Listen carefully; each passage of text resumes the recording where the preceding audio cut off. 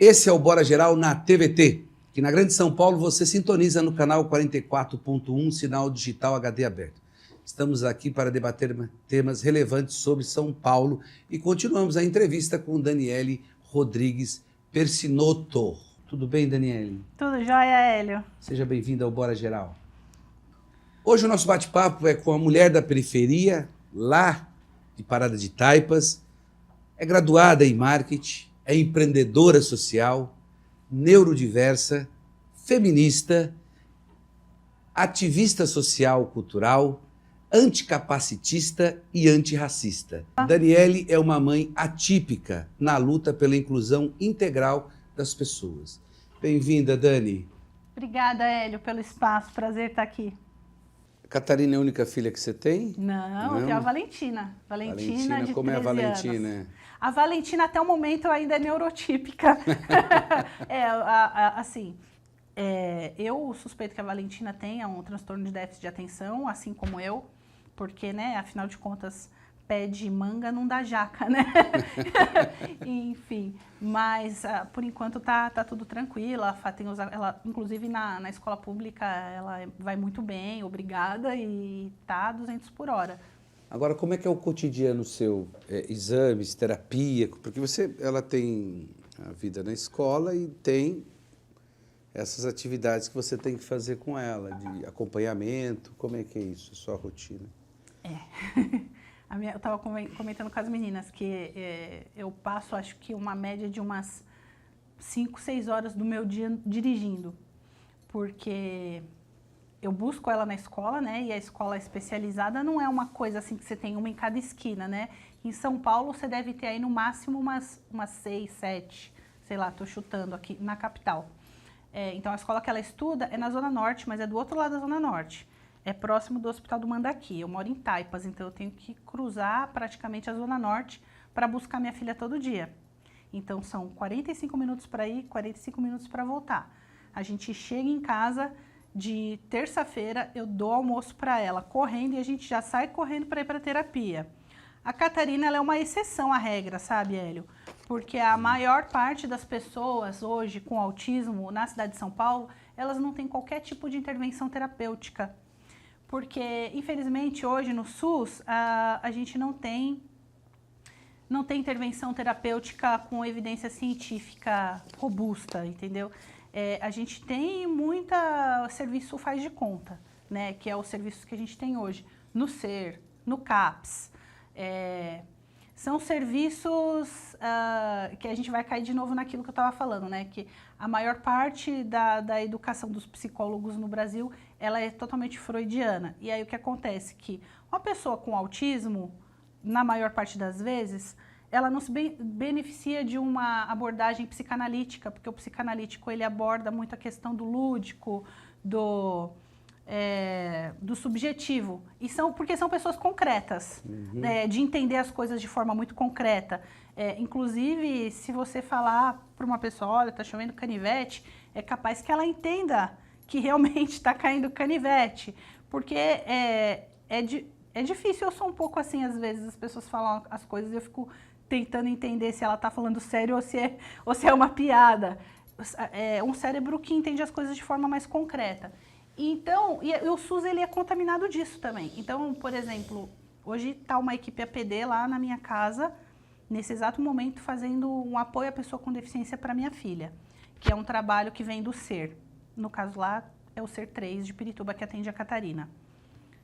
E aí eles fazem um trabalho assim de pegar uma tela e fazer uma pintura livre. É um trabalho que, e assim, aí você fica olhando assim, qual é o embasamento disso? Eu acho ótimo, a Catarina adora, ela se diverte, e eu fico feliz que ela está se divertindo, mas quando ela está na terapia que ela faz lá, análise do comportamento aplicado, eles fazem todo um trabalho estruturado dela ganhar pré-requisitos para ela aprender a fazer coisas. Então, ó, Catarina, vamos treinar a trípode dela, que é isso aqui. Qualquer pessoa, para aprender, ela tem que aprender a olhar assim, igual eu tô olhando para você, Hélio. A Catarina, ela não consegue ficar 5 minutos aqui sentada olhando para você. Ela vai estar assim, assim, assim. Isso também precisa ser ensinado para uma pessoa autista de um nível maior de suporte. E esse tipo de ensino a gente não encontra nas terapias hoje fornecidas pelo SUS na rede municipal. Eu particularmente só conheço o trabalho que é desenvolvido lá na AMA, em parceria com o Hospital Psiquiátrico Felipe Pinel, lá em Pirituba, que é um convênio que tem desde 2010, inclusive. Catarina foi das primeiras atendidas, ela está lá há 14 anos. E o ano que vem ela vai ter alta, porque com 18 anos a pessoa deixa de ser autista. Brincadeira, né? Não deixa, mas eles dão alta, não eles deveriam ter criado, sei lá, um serviço que suportasse depois as pessoas com mais de 18 anos e acompanhasse para o resto da vida, porque quem está tendo alta lá está tendo problema em casa depois. São pessoas que estão desenvolvendo comportamento agressivo. Inclusive tem uma amiga minha que o filho precisou ser internado num hospital psiquiátrico porque ele agredia ela, porque a terapia acabou, ele ficou sem rotina e é uma pessoa que precisa de uma rotina estruturada para o resto da vida. E aí, fez 18 anos, acabou? Não acabou. Hoje em dia, a gente fala muito de autismo, fala muito de infância, e é por isso que quando eu falo em pessoa autista, eu não falo em criança autista, eu falo em pessoa, porque elas não deixam de ser autistas depois que elas crescem. Só que deixa de existir serviço para que comporte essa demanda. E essa demanda está aí. Ô Daniele, o que a Catarina mudou na sua vida? Tudo.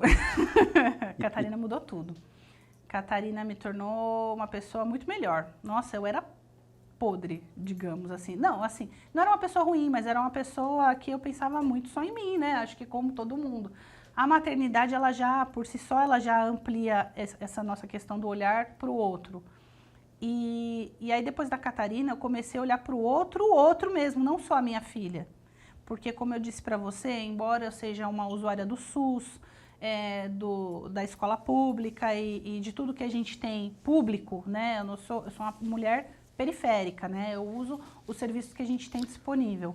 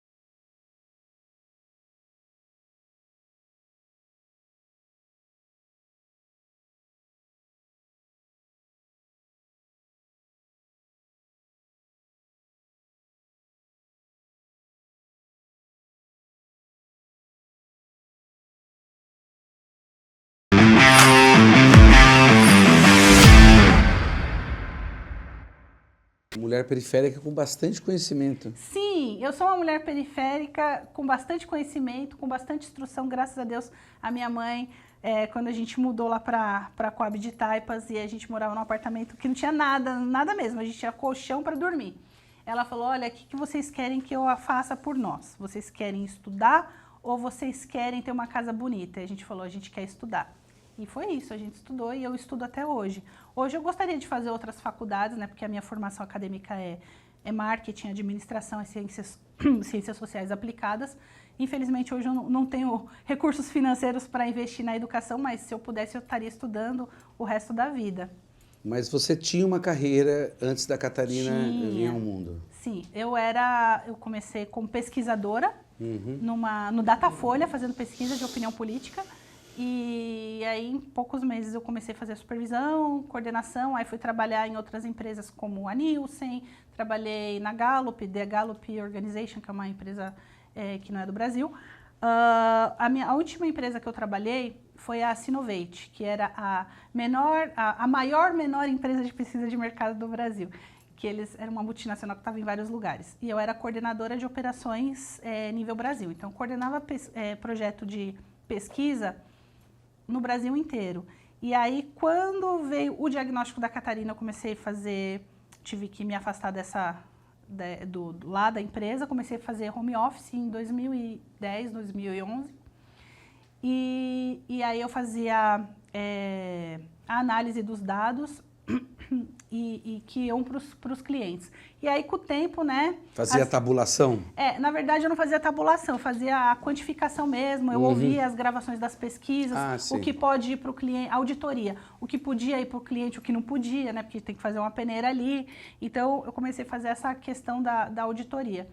E aí, com o tempo, eles foram entrando com o pé, eu fui entrando com o traseiro e eles foram me aposentando, porque é muita demanda mesmo, realmente, principalmente quando eles são menores.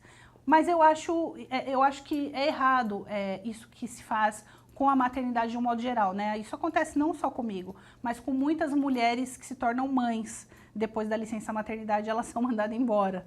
Porque a gente ganha tanto do ponto de vista humano e a gente tem tanto a agregar dentro de uma empresa que eu acho como diria a Carmen Lúcia, uma desinteligência você afastar mulheres tão potentes do mercado de trabalho. E eu me incluo nisso. Você ficou exclusivamente para Catarina? Então, não posso, né? Assim, digamos que 80% do meu tempo é da Catarina, mas... E a rede de apoio em casa? O marido, a avó, você falou, você tem uma rede de apoio... Então, a rede de apoio quando a gente é mãe atípica, Hélio, é muito escassa. Porque todo mundo fala, eu não sei lidar com seu filho, obrigada, desculpa, não... Ai, Dani, eu queria muito te ajudar, mas eu não sei como te ajudar. As pessoas usam muito isso. Na verdade, é assim, eu não sei, eu não quero saber, eu tenho raiva de quem sabe. É isso, a sociedade. Traduzindo é isso. Mas, como você pode ser rede de apoio sem ter que cuidar da minha filha? Você pode mandar uma marmita de comida na minha casa, ou um iFood, porque tem dia que eu tô mega cansada para fazer comida, e às vezes é 10h30 da noite, eu tô cozinhando, ninguém jantou. Você pode falar, Dani, sei lá, vou chamar uma lavanderia para lavar as suas roupas. Serviço. Dá para você ser rede de apoio de várias formas, mas as pessoas preferem arrumar desculpa do que realmente pôr a mão na massa. Hoje, assim, se eu for falar do ponto de vista prático, a minha rede de apoio é minha mãe, que é a minha mulher da minha vida, e o meu marido. O meu marido, é lógico, né, que eu costumo falar que ele não me ajuda, ele faz a parte dele porque ele é pai, ele não tem que me ajudar, ele é ativo, ele é um pai que exerce a paternidade ativamente. Então, assim, ele dá banho, ele dá comida, ele leva no médico. Quando eu tô aqui, por exemplo, no podcast aqui com você, ele vai chegar do serviço, ele vai fazer tudo o que tiver que ser feito lá em casa, não é só eu. Mas, assim, é claro, como ele é a pessoa que está trabalhando mais tempo fora de casa, eu acabo ficando mais tempo e fico sobrecarregada? Fico, mas da mesma forma que às vezes ele fica.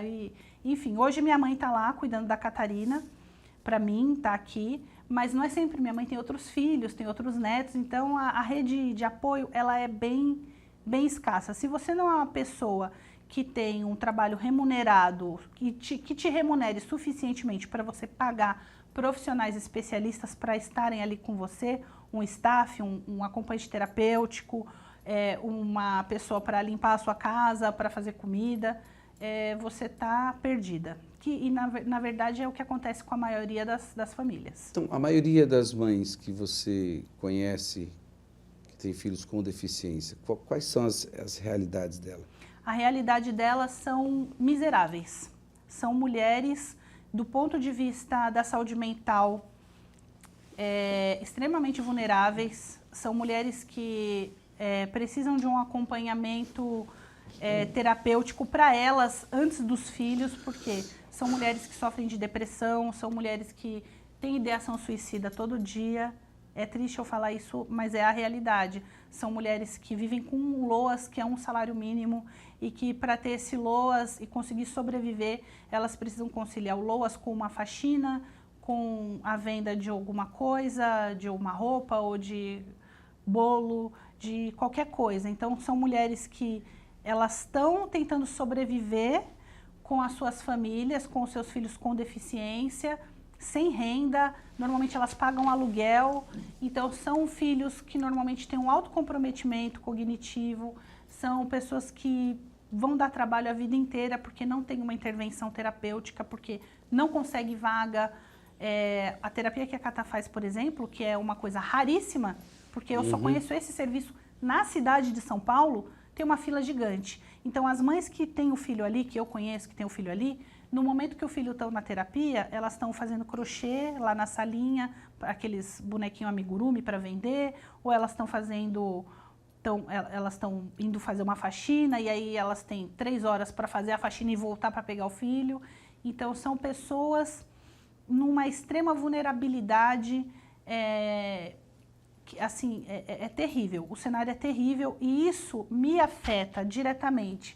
Porque, como você falou, eu sou uma pessoa que, embora eu seja uma mulher periférica e eu tenho muito conhecimento, eu estudo muito, eu acabo sendo rede de apoio dessas mulheres. Então, o meu celular não para. Dani, fulano tá me batendo, o que eu posso fazer? Me ajuda. Dani, acabou a minha comida, me ajuda. Dani, eu vou ser mandada embora, vou ser despejada. E aí eu acabo concentrando isso e como que eu faço para dar conta? Eu choro às vezes com elas. Às vezes a gente se reúne lá na casinha, lá na terapia, e ri, leva uma caixinha de música, faz um café. As mães lá do Pinel, elas são muito acolhedoras, né? Lá, as mães que estão lá. Então a gente tenta se reunir, tenta se levantar, tenta conversar. Olha, no horário que as crianças estão aqui na terapia, tá tendo zumba lá no Céu Taipas, bora lá todo mundo para zumba. Eu tento mostrar para essas mulheres que elas precisam pôr a máscara de oxigênio um pouquinho nelas, porque senão elas não vão suportar e elas vão sucumbir, e se elas sucumbirem, os filhos delas vão ficar abandonados.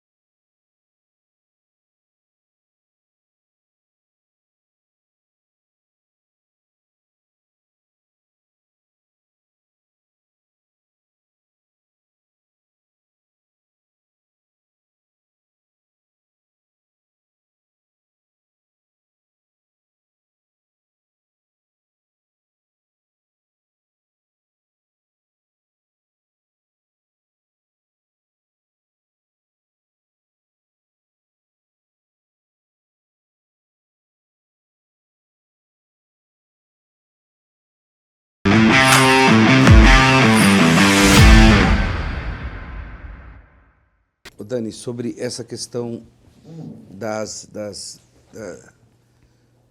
famílias com crianças com deficiência, como é que é a estrutura dessa família? Tem pai, tem mãe, como é que é isso? Na maioria das vezes. Não. Na maioria das vezes, na grande maioria, são mães solos. Porque quando vem o diagnóstico do filho com deficiência, o pai vaza. Não vou te falar números estatísticos, mas é grande maioria, em torno de mais de 70%. Dessas famílias são famílias chefiadas por mulheres, mães solos, que acabam vivendo com o LOAS, como eu já falei anteriormente, e que para conseguir suportar, né, a renda, porque um salário mínimo, ninguém vive com salário mínimo na cidade de São Paulo, essas mães têm que se desdobrar no tempo livre, ou elas têm que fazer um tempo livre, muitas vezes elas levam o filho junto na faxina, e enfim, são famílias em extrema vulnerabilidade social, que dependem de programas de transferência de renda, de Bolsa Família, de Lei Orgânica de Assistência Social. E a gente tem uma demanda muito específica também, Hélio. Acontece, às vezes, dessa mãe cuidar do filho a vida inteira e sobreviver dessa forma precária, com loas, com Bolsa Família e fazendo uma faxina, fazendo um bico aqui, um bico ali. E, porventura, essa criança morre, falece. Aconteceu ano passado com 2 amigas minhas, mães de pessoas com paralisia cerebral. E aí o que acontece quando essa pessoa que é o beneficiário falece? O benefício ele é cortado. E essa mãe que não trabalhou, cuidou a vida inteira do filho, em extrema vulnerabilidade, o que acontece com essa mãe? Ela perde a renda da família, que é o LOAS. E aí? O que seria interessante mudar nessa lei? Bom, eu acredito que o LOAS, né, começa que ele não deveria ter esse critério tão rigoroso de renda, né, que é 1/4 do salário mínimo, porque tem muita família que não consegue o benefício que teoricamente seria para a pessoa, no caso, né, com deficiência, porque ainda que seja 1/4 do salário mínimo, essa pessoa precisa comprar medicação, que nem toda medicação tem no SUS, precisa comprar fralda, nem todo mundo consegue a fralda e às vezes aquela fralda que eles dão... É 1/4 do salário mínimo? É 1/4 do salário mínimo, per capita. Estamos falando em 350, 400 reais no máximo isso, hoje? no máximo, no máximo.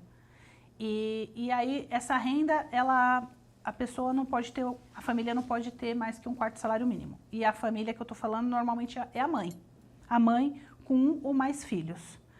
E eu tenho certeza que a gente deveria ter um benefício, não deveria ser um benefício, não sei, a gente deveria ter uma renda para essa mãe.